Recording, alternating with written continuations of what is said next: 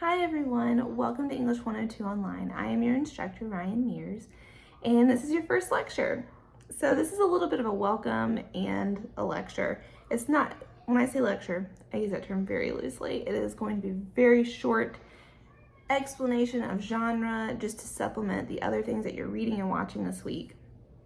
And genre is really not that hard to understand once you realize you already know what genre is.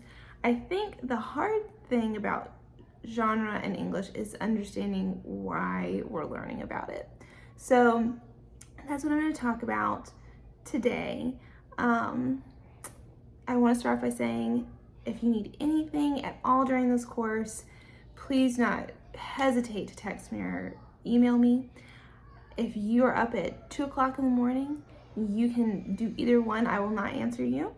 But you can definitely send those and I'll get back to you as soon as I have had some coffee and am in work mode. I usually answer between the hours of 8 a.m. and 5 p.m. like normal business hours. I also want to say if you are up at 2 o'clock in the morning working on something for my class, I want you to do two things. Send me that message and then I want you to close your computer and go to bed because this is English 102. In the grand scheme of things, like I hope you take things out of this class and I hope you go out in the world and do good things with it. But I also know that there are a lot of other things going on in life that we could be staying up until 2 o'clock in the morning thinking about. I don't want English 102 to be one of those. So even if something's not turning in correctly or you're running behind on something, send me an email, let me know it's gonna be late, and we'll go from there. And I just want you to go to bed because anything that you turn into me after 2 o'clock is not going to be good. So, yes. So that's my little welcome spiel. I hope you have a great time in the class this semester. We're going to be focusing on genres and different, types of literature and well, really, yeah, literature. What is literature? I think people think that always means classical stories, but it doesn't mean just classical stories. Literature means literally anything that is written. So my little puppy, it still has a birthday wrapping on it. That was my week last week. 2 birthdays, 3 and 5. My little puppy, literature. This rock painting tutorial, literature. Luckily, I haven't cleaned off my dining room table, so I have a lot of examples to show you. This birthday card, literature, okay? Any written word, we're gonna consider literature in this class. So we're gonna be exploring different types of literature, which is gonna include journalism, fairy tales, different news pieces. I'm not including that in print journalism. Because that's the different genre, but all different types of genre. So what is genre? Well, Oxford Languages tells us that genre is a category of artistic composition, as in music or literature, characterized by similarities in form, style, or subject matter. So what is genre? It's a category of something. We know this because every year the Oscars come around and the Emmys, and they're for different genres, right? All these award shows for music, film, TV shows. We have different genres of art. Literature, visual art, which can include painting, sculpture, film, photography, all different kinds of art, right? Spoken word art. Performative art, all different kinds of art. Then you can actually break those down into even more specific subcategories. So if we're talking about movies or film, we can actually break that down into at least there are way more than film now that we have the internet has grown significantly. But film can be movies or TV shows. Those are the ones that we're most familiar with. Then we can break that down into even further specific subcategories, which we could do that. Movies can be romance, comedy, drama, horror. Then you can break it down even more. We have romantic comedies, dark comedies, horror comedies, raunchy comedies, highbrow comedies. We have different types of horror movies, supernatural, zombie, thrillers. I don't know if we would consider thrillers horrors, but they can be. So all different kinds, all different categories, and we can keep narrowing them down. And we know this. We do this all the time, right? You can do it with food. What kind of food do I want? Well, I want fast food. What kind of fast food? Cheeseburgers. What kind of cheeseburgers? Rush's, Wendy's, McDonald's, Freddy's. I don't know if we consider Freddy's fast food, but you get what I mean. We do it all the time. We just don't know that we're doing it. So now you might be like, okay, well, great. Why do I need to know this? Well, first of all, it's really good to know how to break something down into a category for several reasons. And how we do that is important too. We look at how something is, if we're talking about film, how is something executed? How do we determine these subcategories? Well, you look at how it's executed. Is it filmed? Great. It's a movie or TV show. How long is it? Are there multiple episodes? Well, it's 45 minutes long and there are 10 episodes. We know it's a TV show. Good to know, right? Before you start watching something on Netflix and you're like, oh my gosh, I didn't realize I just started a TV show.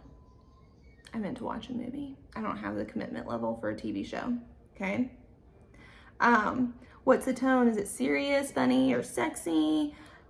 It's funny. Okay, I'm watching a comedy. Is it a workplace? Where's the setting? It's in a building in Scranton, Pennsylvania, a paper company. Oh, okay, a workplace comedy. How is it filmed? Is it filmed in front of a live studio audience? Is it in a studio? Is it documentary style? Okay, it's a mockumentary. This sounds like something I might want to watch. This is how we make decisions, okay? By knowing how to subcategorize something. How many times have you started watching something, like a movie, and it's not the TV movie situation, but you're like halfway through the movie and you're like, what kind of movie is this? We were watching The Kingsman. Not The Kingsmen, but The Kingsman. Like, it's like the prequel to all of them. And I kept telling my husband, this would be such a good movie if it picked one of the like 3 different movies that it was trying to be. It was like a war story between father and son during World War II. And I was like, okay, like this is really good. And then it was, if you've seen any of the Kingsman movie, it's like a campy, funny spy movie. And then it was like a revenge movie. And it was all over the place. It could not fit into one genre, and it really ruined the movie for me. So if you like The Kingsman, I'm sorry. It was 3 separate films that would have been really great. But it was too many things going on in one. So it's important to know how to categorize these things, because for like our personal lives, our taste, we know that we are consuming something that we like, whether we're actually eating something or like we're consuming it visually, but also just for, our learning purposes. If you've ever heard of The Onion, I can't tell you how many times, when I had members of my family that were just starting to get into the internet, because I remember that, and they were telling me about like these things they read on the internet, and these news articles, and this is outrageous, or this hilarious thing happened, and I was like, and I was listening to them, and there are things that they're saying and quoting that are following a genre convention, which we're going to talk about in a minute, which is a rule. Like genre conventions are rules that a certain genre follows. And I was thinking, well, like, I don't know of any news outlet that would say something like that or would use that terminology. And so they would end up saying, I would say, where did you read this? It's crazy. I have to read more about this. Oh, I read it on this thing called The Onion. And I was like, oh, that's a joke, which is fine. Like, everyone makes mistakes. But don't you want to know that before you start going telling people something? Like, on April Fool's Day, oh man, that has also happened to a ton of my family. Maybe everyone's just very gullible. But someone has repeated something to somebody else saying, like, did you hear this on the radio? Oh, it's April Fool's Day. And they forgot. So, you know, you want to know what you're reading, and you want to be able to identify this. I mean, The Onion is pretty recognizable to a lot of people. You may not have ever heard of it, but it's like a joke news website. But I mean, there are a ton of websites like that. They used to be the only one. Now there are a bunch of different ones. And they're all like a satire of news. But then there are also, you know, ones that you've never heard of, and you might find this news article and say, like, I don't know if this is real. Like, this is such a crazy story. I don't know if this is real or not. I need to figure out if I can find the genre conventions. So, genre conventions are rules that a genre follows. My husband likes 2 different kinds of movies. I mean, he likes a bunch of different kinds of movies. His favorite 2 movies follow these genre conventions. One are action movies that are grizzled, jaded ex-military / cop / special forces is called back in action when his family is threatened by an organized criminal group. Okay, you know this movie, right? You've seen it with Nicolas Cage, Liam Neeson, who are other big ones? Sylvester Stallone, really throwing it back with that, and Arnold Schwarzenegger. But I can think of at least 7 movies off the top of my head that follow that storyline, those rules, right? That's a genre. Those are genre conventions. Or the other one is sci-fi thriller. Scientists have messed with something far beyond their control and unleashed it upon humanity, and only one non-scientist can save the planet. Also, we know a lot of movies like that too, right? So, the genre conventions, rules that a genre follows. Romance novels. There is a heroine who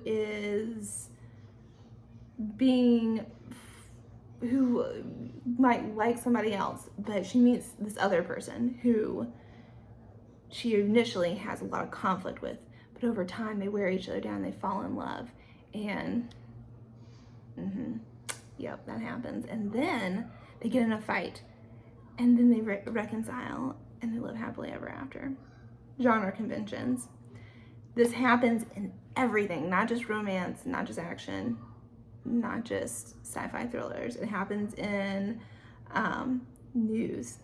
There are certain formats that the news and journalistic articles follow, academic articles, emails that you write. And it's important that you know these conventions, because when you're writing an econ paper, that's going to be very different than if you are texting your friends or emailing your child's principal, right? There are different rules that go along with that different type of writing. So we're going to write in those different genres. We're not writing any emails to your school principals in this class, or text your friends. But we are writing different types of essays. And if you read the syllabus and the scheduled activities, you'll know that it's not all, like, we're gonna write a comic strip, okay, as one of your essays. And we're writing annotated bibliography. There are different rules that go along with those in writing just an academic essay. So, that is what we're going to learn in this class. And I want you to think about those things going into your readings and viewing this next video from Oregon State University, What is Genre? And as we start this semester, okay? If you need anything, let me know. I will post these lecture type videos, and they won't always just be me talking. I'll have like a PowerPoint or something. This was just such a short one. I didn't want to make a PowerPoint for it. So, and I just really wanted you to hear my voice in the beginning of the class. Okay, that's it. If you need anything, let me know.